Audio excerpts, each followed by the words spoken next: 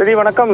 திருநெல்வேலி மாவட்டம் திசையின் விலையில் தமிழக சட்டப்பேரவை சபாநாயகர் அப்பாவுவை காலி குடங்களுடன் முற்றுகையிட்டு பொது மக்களும் அவர்களுக்கு ஆதரவாக அதிமுகவினரும் போராட்டம் நடத்தியதால் பெரும் பரபரப்பு ஏற்பட்டுள்ளது. திருநெல்வேலி மாவட்டம் களக்காடு நகராட்சி மற்றும் 7 பேரூராட்சிகளில் உள்ள அனைத்து வீடுகளுக்கும் தாமிரபரணி கூட்டு குடிநீர் இணைப்பு வழங்குவதற்கான பணிகளை தொடங்கி வைப்பதற்காக திசையின் விலைக்கு இன்று காலை வருகை தந்த தமிழ்நாடு சட்டப்பேரவை தலைவரும் ராதாபுரம் சட்டமன்ற உறுப்பினருமான அப்பாவுவை பேருந்து நிலையம் திசையின் விலை பேருந்து நிலையம் முன்பாக உள்ள காமராஜர் சிலைக்கு மாலையிட வந்தார். அப்போது அங்கு வந்த அதிமுகவை சேர்ந்த தொண்டர்களும் பொதுமக்களும் காலி குடங்களுடன் முற்றுகையிட்டு நடத்தினர். போலீசார் நிறுத்தியும் கேட்காமல் சாலையில் அமர்ந்து கோஷமிட்டபடியே போலீசார் அவர்கள் போராட்டம் நடத்தினர்.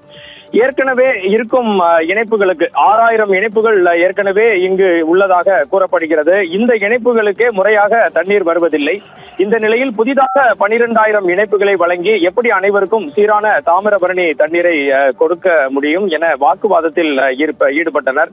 போராட்டக்காரர்கள் மற்றும் அதிமுகவினர் கூறும்போது வாரத்திற்கு 2 முறையாவது தங்கு தடையின்றி குடிநீர் வழங்குங்கள், அதன் பிறகு புதிய இணைப்புகளை பற்றி பேசலாம் என அடுக்கடுக்கான கேள்விகளை எழுப்பி தங்கள் எதிர்ப்பை ஆதங்கத்தை வெளிப்படுத்தினர்.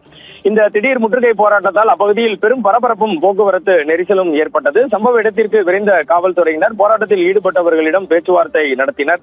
மக்களின் அடிப்படை தேவையான குடிநீர் பிரச்சனையை முன்வைத்து ஆளும் கட்சி சபாநாயகரையே பொதுமக்கள் முற்றுகையிட்ட சம்பவம் திசையின் விலை பகுதியில் பெரும் பரபரப்பை ஏற்படுத்தி உள்ளது. திருநெல்வேலி மாவட்டம் முழுவதுமாகவே பொதுவாக தாமிரபரணி குடிநீர் ஒரு நாள் விட்டு ஒரு நாள் வழங்குவதற்கே சரியான முறையில் வழங்குவதில்லை என்ற பொதுவான குற்றச்சாட்டு எழுந்திருக்கும் நிலையில் இந்த போராட்டமும் சபாநாயகரை முற்றுகையிட்ட விவகாரமும் மிகப்பெரிய அதிர்வலைகளை ஏற்படுத்தி இருக்கிறது என்றே கூற வேண்டும். பிரதி